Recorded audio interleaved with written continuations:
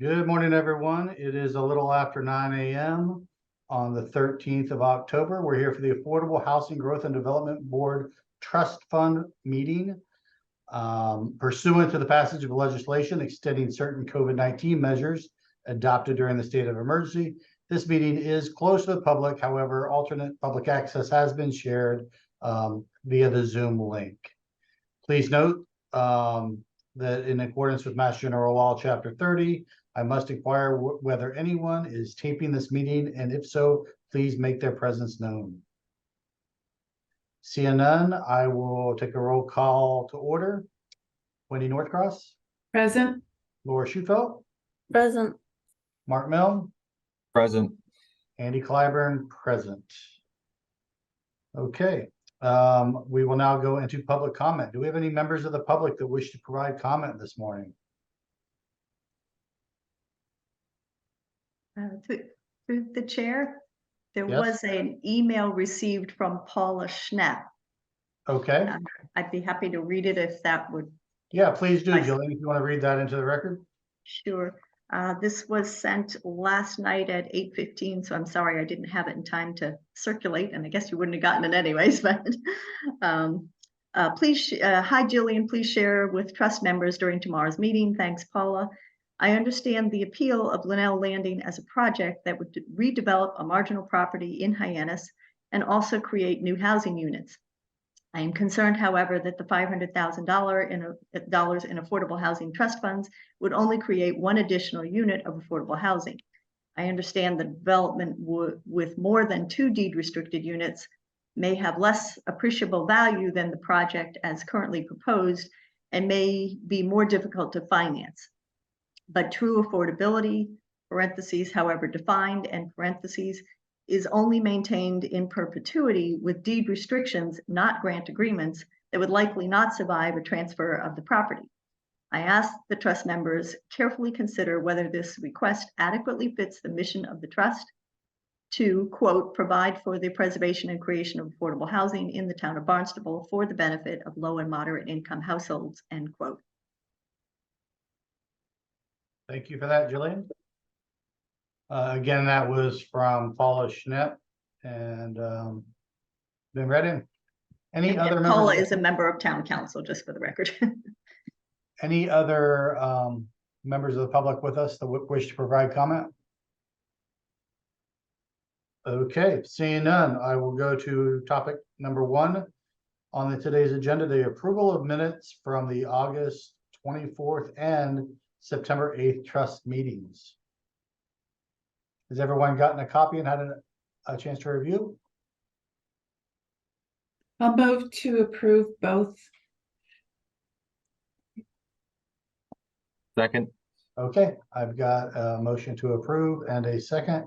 Roll call vote. Wendy Northcross. Yes. Mark Milne. Yes. Laura Schufelt.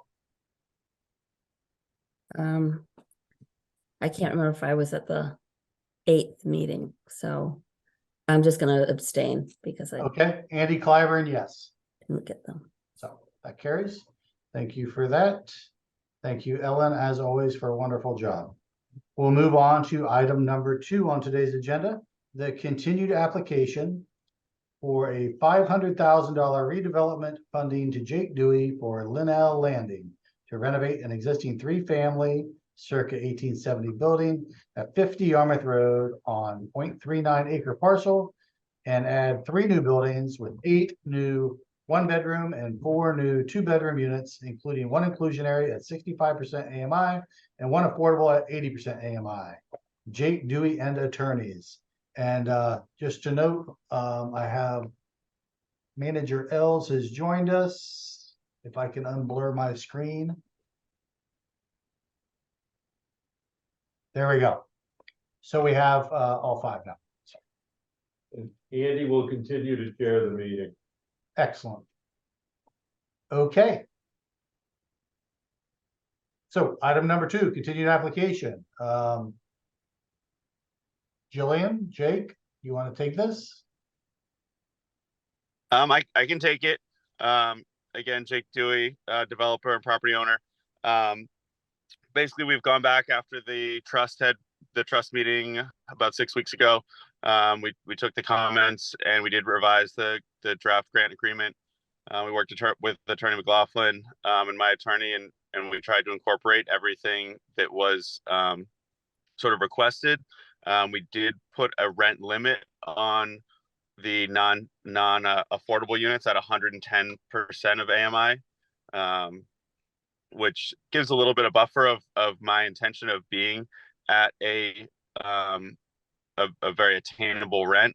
Part of the need for that is, these are lagging indexes. And so it just gives a little bit of space if, things do adjust until those numbers adjust.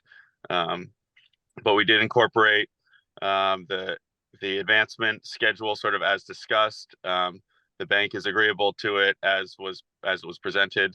I think we incorporate everything that was requested to try to get us to a vote one way or the other on this today. Thank you, Mr. Dewey. Attorney McLaughlin?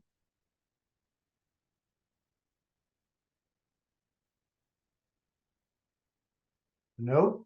Laura? Sure. So I guess there's difference of opinion as to what we can and can't do with CPA funds. We can only fund units up to 100% of AMI that are restricted, not in a grant agreement, but with a formal, what's called Chapter 184 restriction in perpetuity. What Mr. Dewey is asking for is basically us to fund $500,000 for one affordable unit at 80% AMI. The other units that are capped in a grant agreement could not be, wouldn't survive a transfer of property, and probably are not very enforceable anyway, but I'll let Charlie talk about the legalities. But I think we should understand what's being asked of. It's they are, he's proposing below market rents, but at 110%, that's a lot, and it's, where market units are right now, or above what market units are right now. So I can't support the grant agreement and the request that's being asked for right now. Okay, Attorney McLaughlin? Thank you. Sorry about the computer problems here, so I had to switch to the personal. We have been through it. We've had, I think, productive discussions to try and figure out some workarounds, and did, without getting into the weeds on the workarounds that we thought would allow us to move forward. The position, as we understood it, had asked Mr.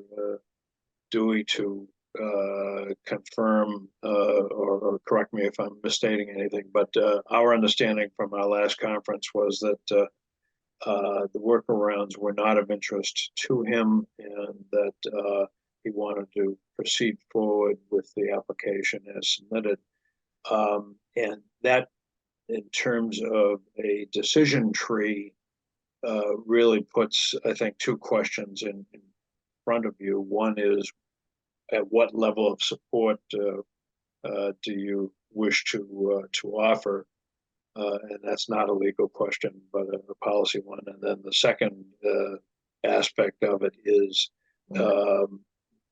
what the limits are that effectively are involved here in terms of capping out, and I concur with Laura's analysis as to what the limits are. And I don't think this project would be eligible for the type of caps that are being talked about. So it's it does bring up a longer range question we've touched on in past discussions, and that is, are there any other sources of funds, including perhaps borrowing, that the trust is authorized to do to bring in some funding that does not, or that is not limited by CPC and statutory regulations and provisions. So I think where that leaves us again is begging the question on the policy: at what level are you comfortable? I think I will say I'm aware of a couple of comments on the ability to put some restrictions in place.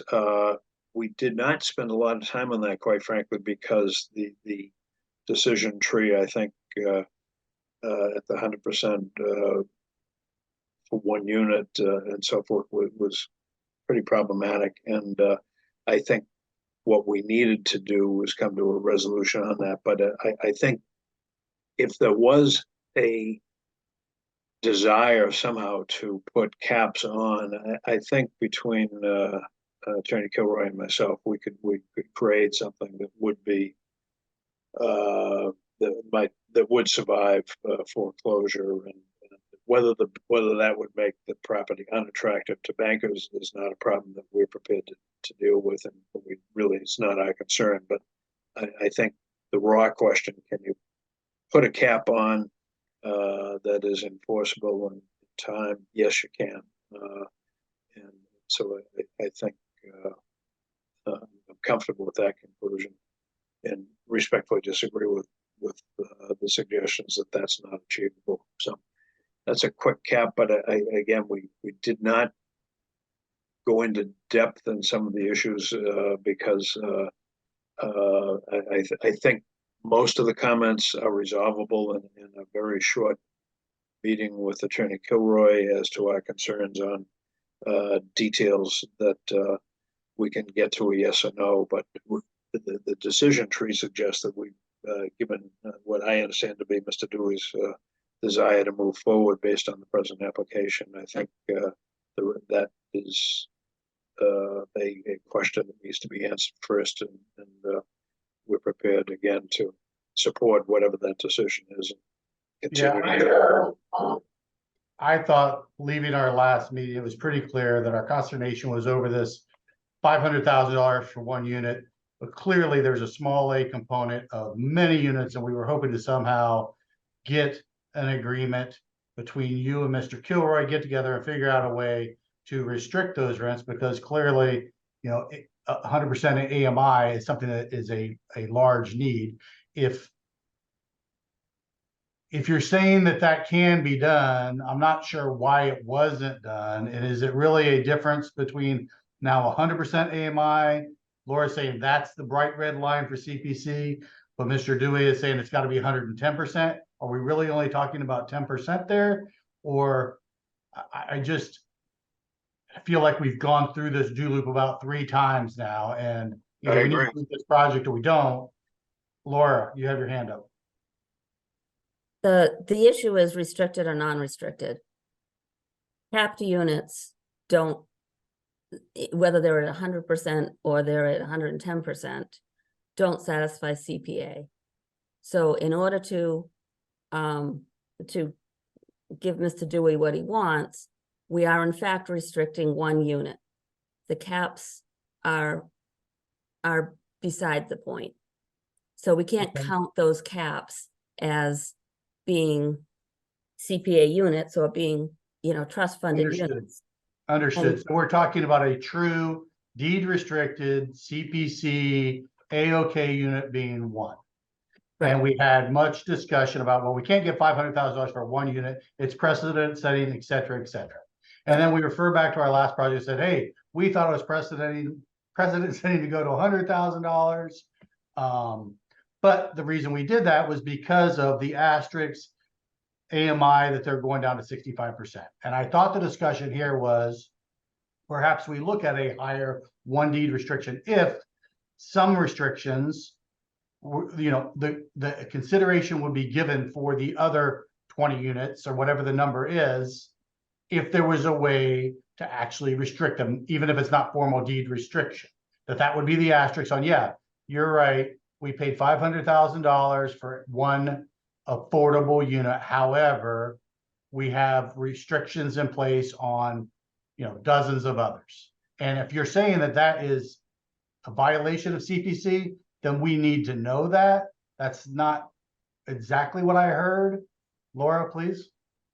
It's not, so you could do $500,000 for 1 year. Is that, I guess it's a policy question. Sure. Is that, are we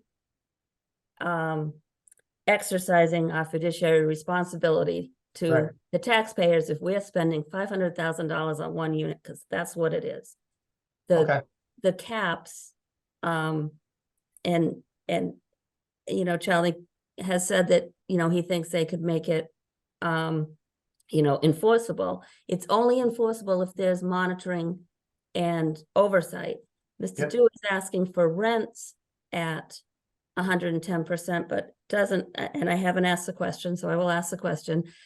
Does that mean that it is also households at 110% or below? That makes a difference. And since we're doing no monitoring now, I'm not confident that we'll be doing any monitoring on these units either. I have a question. Mr. Ellis, please.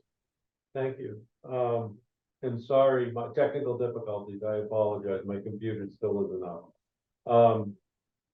I guess my question is, hearing what I'm hearing, separate from this project, but this project would fall under this policy question.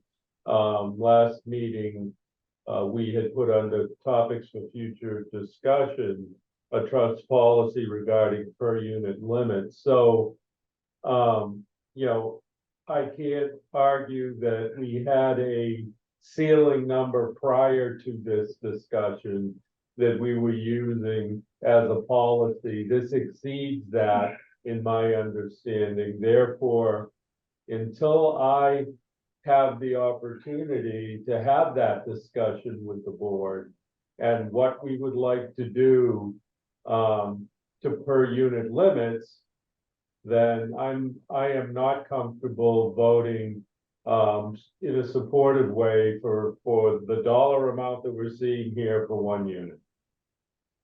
So for me, I need to have the opportunity, and I know it delays this further, but this is an unprecedented request for us.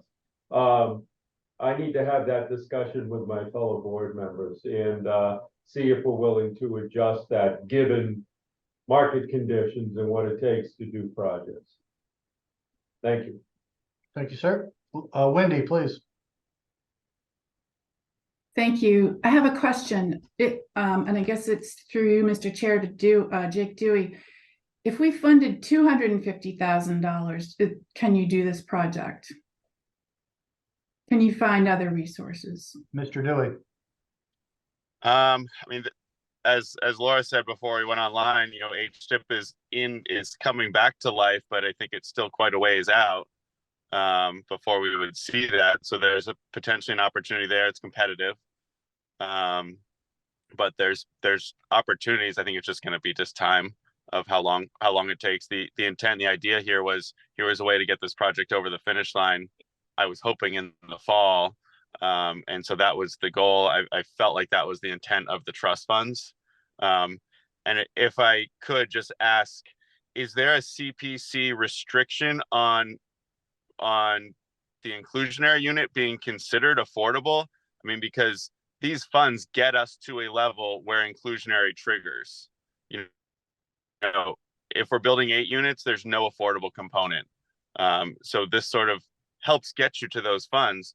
And I would go back to the units at 850, where 18%, I believe, was required by zoning there in the MAH, which was 10 units or 9.5 units, I think. And so that puts the funding per unit at a pretty high level, if we're not including the inclusionary units.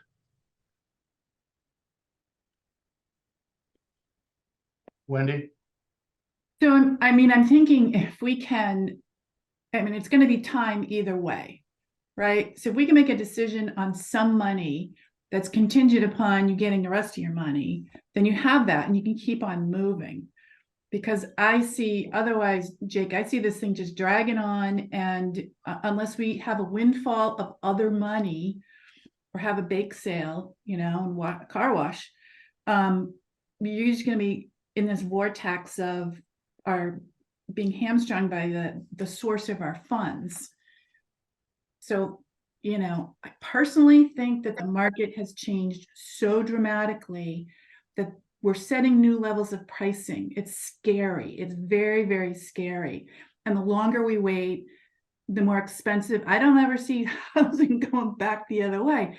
So I think if we can make a decision and keep this process moving for Jake, something changes, he could come back. We could say yes or no. We could find some more money and say yes. But I just think, you know, we're all gonna waste his time. Thanks for that, Wendy. Back to my question about the 100 to 110%. Was full consideration, Mr. Dewey, given to looking at that 100% to see if that worked out? Because clearly, if Laura is saying that that's the bright red line and 100% restricted, I mean, has that been looked at and it's simply not able to pencil out at that level? And part of the issue there is if we want to deed restrict all of the units at 100% of AMI, it changes our process of filling the units. So it starts to change those metrics as well. And so that was sort of part of the sort of hiccup there was, okay, well, now it adds more time, more cost.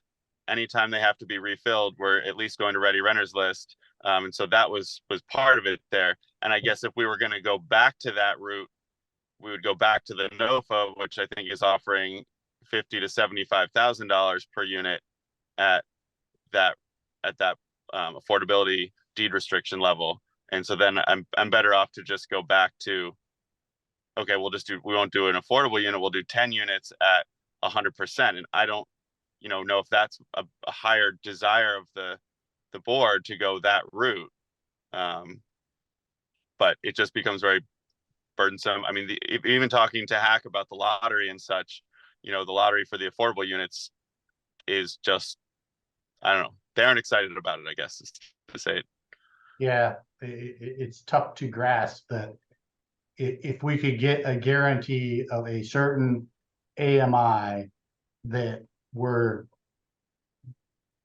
completely restricted, but that actually has to be deed restricted, and all of the things that go along with that, including the cost to fill those units. And I personally become a bit frustrated that we spend a lot of time and resources to try and get that SHI. And I hate to see a project like this not get done because of that. So, Laura, please. To be fair, when, one of the offers or the workarounds that we had presented was to have one affordable and like 4 at 100% or 5 at 100%, not 10 at 100%. That was, kind of one of the discussions that we had. So I just wanted to make clear Appreciate that. Yeah, I mean, I think clearly we all want this project to go forward in some manner. It's clear that our community needs it, but it is precedent setting. And I had very high hopes at the end of last meeting that attorneys McLaughlin and Kilroy were going to work this out and come back, and it was going to be a glowing 5-0 vote, and we were going to move forward. And it's unfortunate that doesn't appear to be where we're at. I will tell you, it's not for lack of trying. I will mention that we had put on the table as something that would work, perhaps working with Hack, for example, and having a split ownership was Hack funding provided to Hack. Hack would in turn employ Mr. Dewey to build out the units, and Hack would end up owning several units, and with the 500 going into that account, but being deed restricted, and the rest being apropos of a model that Attorney Brennan used on his property, that we could do a phased development where the remaining units outside of the hack acquisition would remain market rate for Mr. Dewey to do what he wishes. And and I certainly understand the rationale that is a more complicated deal, but it does get you to an end result that allows us to support those units and get the restriction that we're looking for. But that's, again, it was I think a consideration, and for now, it was not on the table. I appreciate all the work that you've done. I appreciate that. It's just frustrating. It's frustrating that we're looking at this many units. Andy, you're frozen, I think, or I'm frozen. I'm not sure which. You're frozen, Charlie. So it's unfortunate. I know $500,000 seems like a lot of money, but this board is I'm talking. afraid I can't hear you. Charlie, I'll call in. Charlie, you're frozen. Okay. I know $500,000 seems like a lot of money, but we've spent an exorbitant amount of time and energy looking in a multitude of different ways, including town-owned property. I don't know how many times we brought town-owned property. If we have a developer that needs gap funding of this amount and we can't get to yes on a project like this, I don't see any way that the town is going to go do a project like this. Like we don't develop property, and it's just frustrating. So, Mr. Dewey, I apologize. We've been completely transparent of where we're at, and it doesn't sound to me like there's going to be support for the proposal exactly as is. I mean, we could certainly bring it to a vote if that's your druthers, but if we can't get off the fact that this is only one unit and it's $500,000 for one unit. Andy, to the question I asked earlier, can we really not, the inclusionary unit just straight up doesn't count? Or we can't have that as part of CPA funds? Laura, do you have an answer for that? Oh, That's a policy question. Our policy has been that we have not been funding, and I know Elizabeth doesn't agree with me, but it's been a policy that we do not fund units that are required, even though we did it. We made, I guess because it was under the zoning, we did it in 850, but we did a lot of things in 850 that I think we looked yeah, at least the units got built. Elizabeth, please. Yeah, it's not a matter of agreeing or disagreeing, but factually stating what is in the trust's NOFA was a policy that if there was a required inclusionary unit, that unit would not be as eligible for funding or would not be preferably funded by the trust. So this project does in fact have two permanently deed restricted affordable units. Just one of those is required by the town's inclusionary affordable ordinance. And again, the other remaining 10 units, correct me if I'm at the wrong number, Mr. Dewey, but the other 10 units would essentially be rent restricted under the grant agreement, but would not, as Laura stated, qualify for CPA funding or be included on the SHI. Yeah, it's difficult. I feel like we're very, very restricted in what we can do as an affordable housing component. It's unfortunate I flip back and forth between the two hats, as trustee of this group, and then working for the town. Clearly we need both. We don't just need affordable, and this has a component of both. But if we're handcuffed, we're handcuffed. Sir. Relative to CPC eligibility, which is the source of this funding for the trust and with which we need to remain compliant. For this to be CPC eligible, it needs to be 100% AMI or lower, correct? And so right now, when we look at the mandatory inclusionary, not counting toward the trust funds, we have one affordable unit that is being proposed at, is it 65 or 80? 80, sorry, 80. So, and Laura said something a moment ago that, prompted my interest, which was, how many units at 100 would we need so that this might proceed in a way that we could be supportive of and that remained within our current policy as far as the ceiling on funding per unit?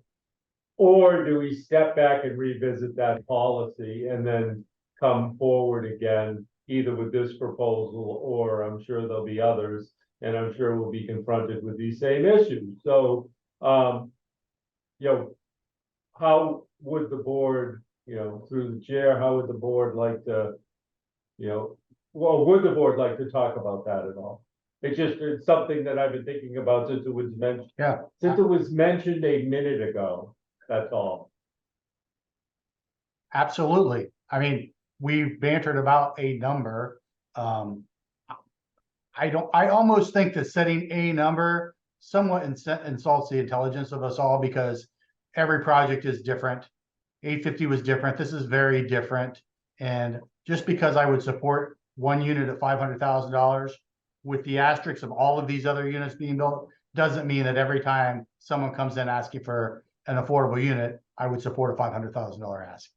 That being said, it's pretty clear that not everyone's going to support that level. Is there a level of funding that we would consider? Are we dead set on $100,000? Laura, I'd like to hear your opinion on this. Well, I put on the table the 180% and 400%. And that was rejected. So for 500, I'm sorry. So that would basically equate to 5 deed restricted units at $100,000 per. Right. It goes above our stated, but we can make, you know, we've made exceptions in the past. Yeah, it just, what I keep going back to is this, okay, let's say Jake has all of them at 100%. It doesn't work for us. We need to deed restrict them. Okay. The deed by deed restricted, and what I'm hearing from the proponent is it is so costly to get the red tape that the numbers don't pencil out because of how I have to rent these units. And that's what I'd like to ground truth. Like, if this, I can't Andy, get my mind around the dollar amount, how we can be this close and not get to yes. I'll just, Laura, please. Yeah, please. there's already, for the inclusionary, there has to be a lottery and, you know, and a marketing plan. So that's a big chunk of money, because you have to do the whole thing, whether it's 1 unit or 10 units. If there's 5 units, it's still one lottery. So it's still one marketing plan.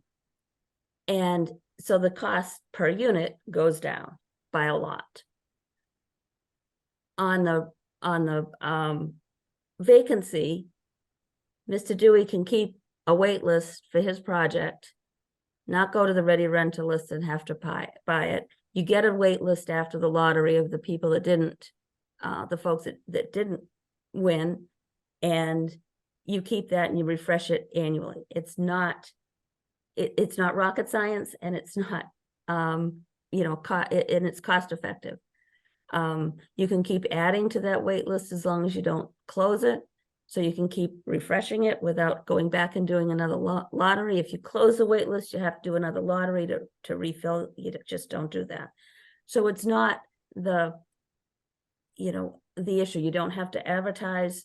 You have a wait list. When there's a vacancy, you pull off your wait list. You have to do it for the affordable. You know, you're already in that game.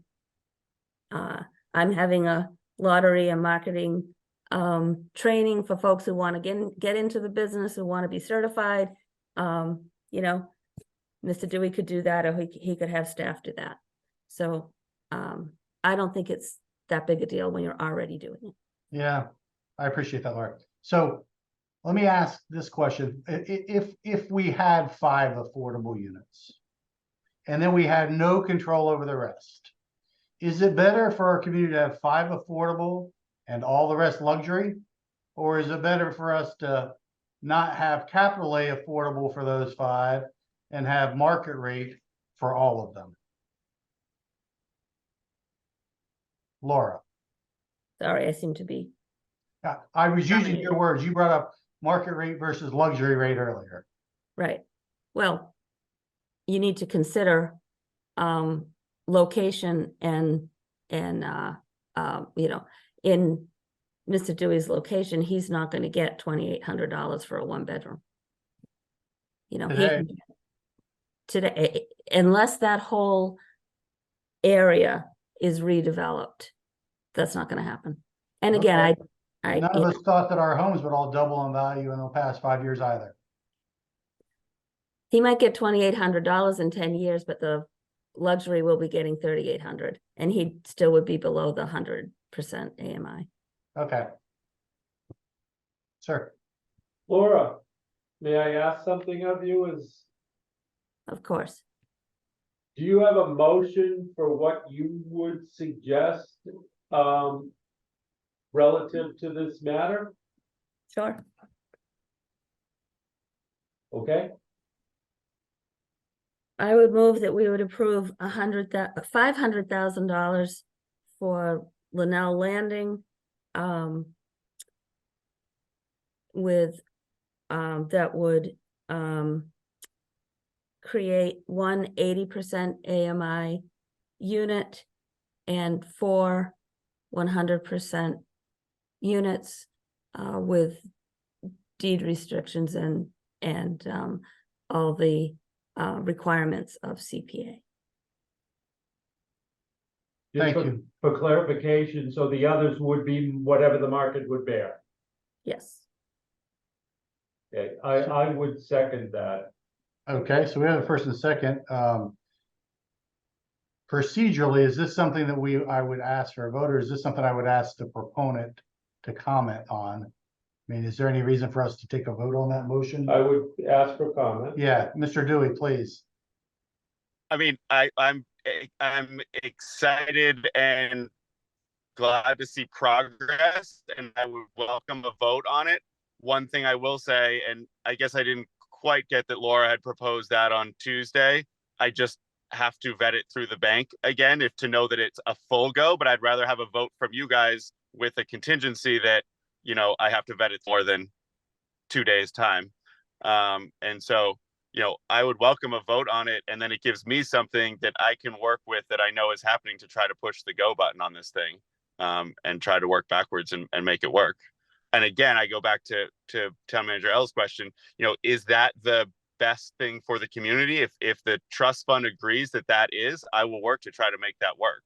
You know, I thought I was giving a great win going the other way where we were, but if this is the desire, you know, I think it can flip the other way, and I can probably push the rents up a little bit on the completely non-restricted units if I have to. Muted.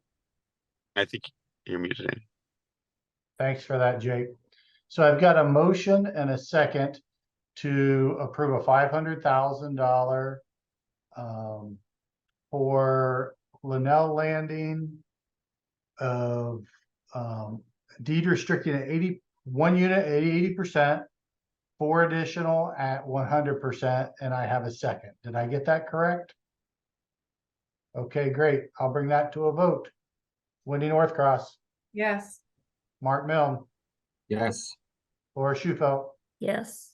Mark Els, Yes, Andy Clyburn, yes. Wow, that was great work. Thank you. Andy, great work. Andy, Yeah. that was Jake, I really hope you're able to push that through. I appreciate your tenacity in keeping moving this forward. I think it's a great project. Mr. Els, please. and I apologize for not knowing this, but there was a public comment from a town councilor submitted, who came to me. Was that read into the Yeah, record? Yeah, it was read into the record. Thank you. Counselor Thank Schnepp, you. and I think we addressed her concerns. And I think that the fact that we're getting 5 deed restricted units, if Jake's able to move forward, is a fantastic compromise, and I appreciate all the work. Anything Awesome. further from trustees or the proponent on this matter? Awesome. Thank you, Mr. Dewey. Thank you so much.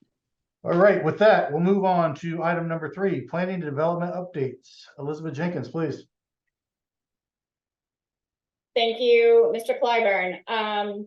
Just wanted to give the board an update. I know we were speaking about it earlier of some of the new provisions that came in through the tax relief bill that was signed by the governor on October 4th. A couple of pieces relative to housing there, including the creation of a local property tax exemption for residential properties that are rented to households earning no more than 200% of area median income, and a corresponding allowance for municipalities to be able to adopt ordinances implementing these provisions. This had been a topic that had come up a number of times at the Housing Committee, and there was discussion of the need for a home rule amendment around something similar.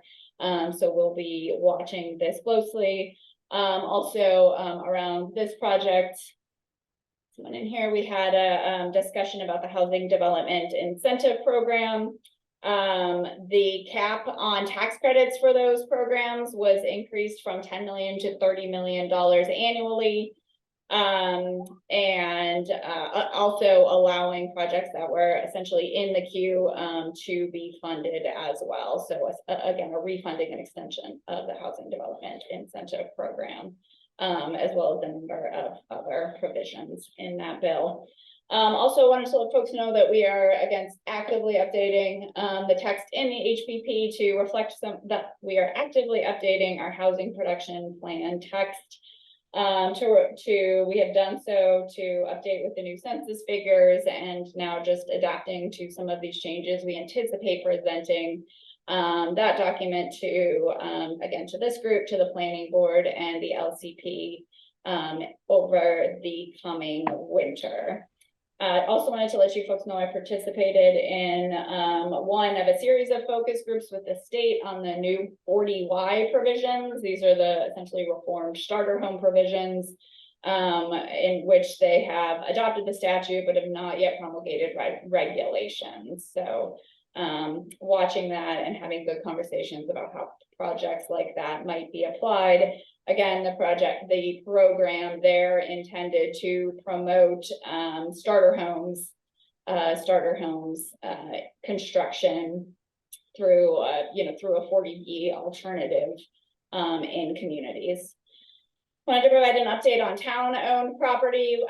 We had issued, together with our asset management department, a request for proposals for the property at 164 Route 149 in Marston's Mills, referred to as House on the Hill. The date on that closed on Wednesday, and we received 2 responses to that RFP. So that is currently with an initial evaluation committee. A recommendation will be made to the manager on that project. But again, the RFP was for the development of at least 2 affordable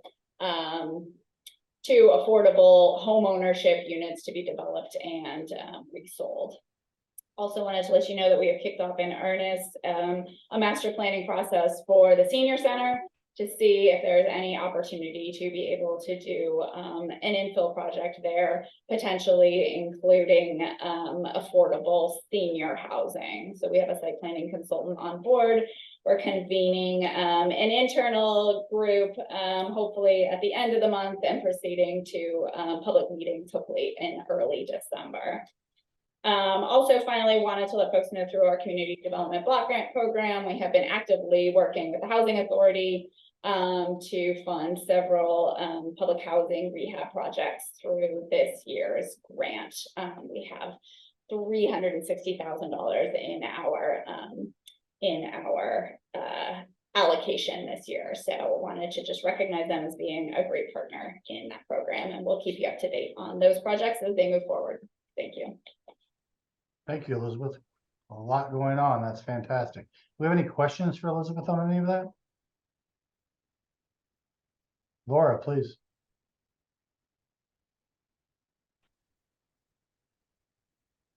You're muted. No. Okay. Sorry, it wasn't coming up. Through you, Mr. Chair, Elizabeth, I wondered if the senior center evaluation includes the land that you had an RFP out for a consultant, or is that different land? No, that's the same project. Again, we had received no responses to that RFP, so we worked through our procurement office to streamline that through a state procurement, very successful, ended up with a number of responses, but yes, generally looking at land around the senior center, and we will be engaging the public schools as well to talk about, potential future opportunities, perhaps relative to housing, but particularly to recreation and other sort of transportation connectivity. Thanks. Great. Any other questions for Elizabeth? All right.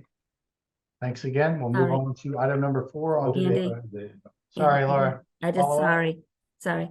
Also, I wondered if there was going to be an update to the projects that are in process. I guess the last list is kind of dated. Yeah, we have that update. Kate just got back. She's been our keeper of that list, so she's gonna QC it. We've committed to updating that quarterly. So we have the updated list. It just needs a QC check, and we'll be posting it on the website in the coming days. I do want to recognize my staff for fully revamping that housing webpage. That's on the accessible through the homepage on that housing button. So please take a look if you haven't seen that and looked at those updated resources there as well. So thank you to them for taking initiative on that. Last call for questions for Elizabeth. All right, we'll move on to item number 4. Trust administrators updates and follow-ups. Jillian, please. Okay, in the packet was sort of my summary of what I was suggesting for the process if you wanted to add members. So we have our first amendment to the Declaration of Trust, which notes that the trust board is made up of 5 members. So that would need to be amended. However, it is something that I was suggesting that you could take a motion now at the chair's suggest to add members. It is the authority of the chair, the town manager, to appoint those members at will. But by taking this action, if you were to move to add members, it would start the process also for the amendment to the Declaration of Trust. So I hope that explains. Yeah, it does a little bit, Jillian. Thank you. I know this came up at the end of the last meeting. I thought we were going to have legal take a hard look at this to see procedurally what needs to be done. Has that been done, Jillian? I believe they have looked at that. I don't see Charlie on the screen at the moment. That might be his number. All right. I think that's a key first step, is to make Yep. sure that we are on solid ground there. I think we all nodded affirmatively that we should consider it, but I personally would want to hear from legal to make sure that however we go about considering that we do. So I think could their I last, ask Jillian that perhaps you follow up with Karen Nover between now and the next, Sure. and we bring this back at that time for consideration? Okay, I think her last remaining question was, would the town council need to vote on the Declaration of Trust, any amendments? And I don't know that they would have to, but I believe in the past, the town council had endorsed the chair's appointments in a previous ordinance. Yeah, I know every time we go back to town council to affirm those Okay. appointments. Yep. Very good. This is Charlie. Can you hear me? Yeah, you're a little broken, Charlie. Yeah, I'm so sorry about this connection, but Yeah, Karen did look at this with me and did send out an email. It would be my recommendation that and something, because the council originally voted to approve the formation of the trust, I think with that as a precedent, and I think even on it as a standalone, you do need to go back to the council. I think if there were a motion to support submitting a consensus that a vote should be submitted to the council to amend, we could prepare that for probably 2 or 3 weeks from now for a vote and move on. At that point, once the council approves it, I think it will be up to the manager to appoint the new members if it does pass. All right, unless any of the trustees are adamantly opposed, I'd like to talk with our town attorney Sure. about this before bringing it to a motion today. I'm not comfortable doing that. Laura, please. Just if we're gonna amend it, just to clean up, we had staggered our terms, but in the declaration of trust, it's everyone has 2 years that started at the beginning. So it would just be a little cleanup too. Yeah, we should address all that. Mr. Ellis? Would the trust be interested in directing a review of that document in its entirety, so that if we're going to come forward to town council for modification, I can bring that as town manager to town council leadership and in one comprehensive form for consideration. And then we can obviously modify that for the final document, but you know, pending a vote of the trust. So perhaps that might be a way to do this, given that we haven't done this in the recent past or at all. Yeah, I would agree with that. All right. Is the trust okay with referring that to legal and Jillian to come back to us with a review? I see everyone nodding. Thank you. Yeah, okay. Oh, I'm sorry. Thank you. Great, thank you very much. That's All right, that's Jillian, good. what's next? So the next is a discussion about the potential for a rent assistance program. So what I had included in your packet was a memo that we had through staff, Elizabeth and I had forwarded to you in December. Basically, it was just sort of outlining what a rent assistance program is. So the distinction between what our current NOFA allows and it's a distinction between who receives funding. So your current NOFA is construction and pre-construction or pre-development only. So that's what you currently have solicited for or notified the public that is what your funding is for. So to do a rent assistance program, I would suggest you probably would want to change to include programs of various types and to maintain the flexibility to look at those programs as they come forward.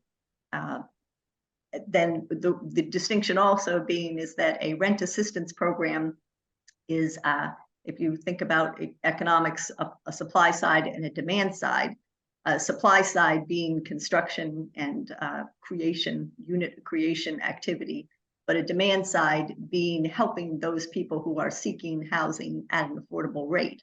And so that would be what a rent assistance program would go towards the people who are actually seeking the assistance directly. What I included was just some information about in the town of Brewster, their trust had solicited for funds to do this.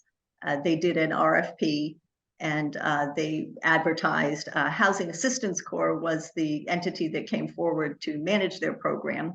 And that was what I had included in the packet, was how that worked for that town. It is basically not something that you could manage internally, I do not believe, with your current staff. So this would be something that you would use trust funds to hire a contractor to oversee a program. And it is a very detailed program. The management of that program does need to be certified, and they do need to be qualified to review those applicants to ensure that that's done fairly, equitably, and safely. So that's what the program is, and I will take any questions if people want to go further. Great. Do we have any questions for Jillian on that? Any discussion? Please, Laura. I, obviously see the need for a rent assistance program. I do, though, caution that we have to take into consideration the cliffs that it can provide, because we can only provide so much assistance for so long. And if folks are getting into housing that they can't afford after 2 or 3 years, they get evicted. And so I think it warrants a longer discussion than I have time for right now, because I have to get to Boston. So I'll just leave it with that comment. I do think emergency rental assistance is something that we funded in the past that was also mentioned.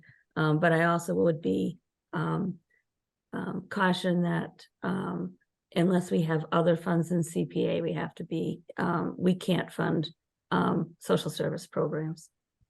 So, Thanks and for with that. I gotta get on a bus. I appreciate it. I know you're running late. Yeah. We'll definitely continue this discussion at the next meeting when we don't have an applicant in front of us and we have a little more time to dedicate it to it. Thank you. Awesome. Thanks, Laura. Appreciate all your work today. Any other questions or discussions for Jillian on that? I would offer that we definitely want to continue that to the next meeting and have a further discussion. Okay, item number 5, a draft application to CPC for the transfer of funds. Jillian. So this application does include reference to the potential for a rent assistance program. So it's meant to give the CPA committee a heads up that might be something we would be considering. It also outlines basically that the need is continued. The cost for production is rapidly increasing, as you've discussed. So hopefully that application would be accepted by the CPC, and that they would transfer the available funds to the trust, and that would replenish your the availability of funds. Great. Do we have any questions? Elizabeth, please. Just a procedural note. So again, I just want to recognize Jillian's excellent work on drafting this application. The intention with the trust has been accepted by the Community Preservation Committee to proceed to a full application. There was a letter of intent filed.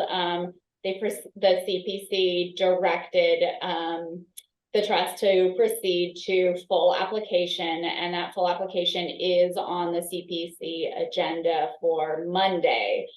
We do still need town manager L's signature. We did want to allow for the opportunity for any discussion on the content of the application, but I know Mr. Milne has weighed in on the financials, and again, I have a strong level of confidence in what Jillian has drafted and is presenting to the trust. We did also want to open up and offer, I believe Jillian is not available on Monday to present to CPC. So I'm certainly willing to carry that, but it would be excellent if there are any members of the trust that might be available to attend that CPC meeting in support of the application. Thank you for that, Elizabeth. Yeah, so again, just as actions, happy to walk through the application if you want to do it here. Hopefully, again, it was distributed and you had a chance to look at it. And again, if there are any trust members who'd be willing to come to CPC at 5:30 on Monday in support of the application, we would appreciate that. Perfect. Thanks, Elizabeth. I know we all got the application. Certainly we've reviewed it. Do we have any trust member comment or discussion on it? No. Okay, Monday's meeting, Zoom or in person, Elizabeth? Ellen, can you assist? I think it's Zoom, correct? It is Zoom, yes. Okay, could you forward that to all the trust members? I will, thank And you. you'll plan on presenting, Elizabeth, and then we'll all take a look and see if we're available to support. That sounds great. Yeah, and I do want to note that, the CPC does look for a potential budget for, for use of the funds. This sort of runs into the next item that Jillian is presenting, which is, a review of, and, further to our conversation on the last item, a review of that notice of funding availability, how we want to look at setting those limits, whether we do want to expand into programming side of things, such as rental assistance. So sort of laid that out for consideration for the CPC, but obviously with the idea that that needs future follow-up action by the trust. That's a great point. Should we consider having that NOFA discussion and have that in more of a final document prior to going to CPC? I mean, CPC is next Monday. I don't know the urgency. Should we delay to the following CPC meeting to bring that up? I think it would be, so that has not been the practice. The practice in the past has been for allocation of the funds and then the allowance for the trust to budget those funds. So that's how we have done it in the past. And, I think we have a good pot right now, but I also know we have been in touch with a number of applicants who are looking forward to applying to the trust with the confidence that these new funds will be available. So the ability to get this, obviously it needs the additional step of going to the town council for approval and appropriation. So I think the more expeditiously we can get this process through, the better. And again, that process is in keeping, in my conversations with Jillian, both what we typically see in other municipalities as well as our past practice. Okay, Monday it is. Any other discussion on this item? All right, oh, sir. Wendy, I'll try to zoom in on Monday. Great, thank you. yeah, I'll plan as well. Great. Okay, on to the next item. Item number 6, revisions to notice of funding availability NOFA and or standing policies or rules, primarily flexibility for cost basis, maximums on the per unit funding caps. I would prefer Laura to be here for this discussion. So unless anyone has issue, I would like to move this to the next meeting. Okay, great. With that, we'll go on to item number 7, topics for future meetings and agendas. I feel like we've got a couple things already on there. Hopefully we'll get a report back on how the CPC ask went as well. Anything else from any trust members? All right, seeing none. I have no matters, or are there any matters that were reasonably, not reasonably anticipated by the chair? Okay, I'll entertain a motion to adjourn. So Moved. I have a motion. Wendy seconds. I have a second. Roll call vote. Winnie Northcross, Yes. Mark Milne, Yes. Mark Ells, yes. Andy Clyburn, yes. Thanks, everyone. I think it was a very productive meeting. I appreciate it.